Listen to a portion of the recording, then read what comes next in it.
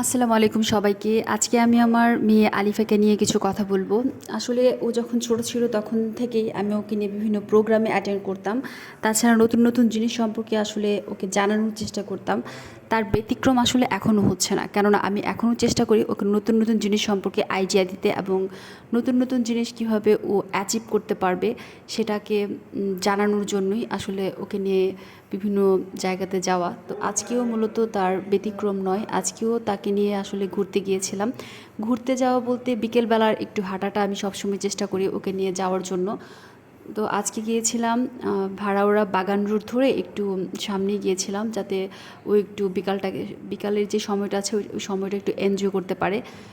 আর বিভিন্ন ধরনের জিনিস ও দেখে এবং আমাকে জিজ্ঞাসা করে যে আম্মু এই জিনিসটা আসলে কী। তো ওকে বিভিন্ন নতুন নতুন জিনিস শেখানোর চেষ্টা করাটাই হচ্ছে আমার মূল টার্গেট।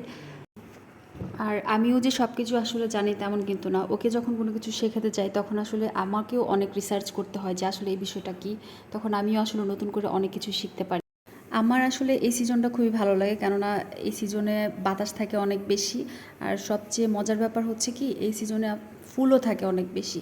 যেমন এখানে রাস্তার মানে শ্রীমঙ্গলের একটা জিনিস আমার কাছে খুব ভালো লাগছে, সেটা হচ্ছে মানে রাস্তার দুই সাইডে খুব সুন্দরভাবে অনেক রকমের ফুল গাছ আসলে রোপণ করা থাকে এবং প্রত্যেকটা গাছে এত সুন্দর সুন্দর কালারফুল ফুল থাকে যেটা কিনা আসলে যে কারো মন অনায়াসে কেড়ে নেবে। তো আমার আসলে সেমটাই আমার ক্ষেত্রে হয়েছে। তো আসলে মেয়ের উসিলাতে আমিও বের হই যাতে প্রকৃতিটা আসলে উপভোগ করতে পারি। আসলে আজকে এটাই ছিল আলিফা সম্পর্কে কিছু ডিটেলস।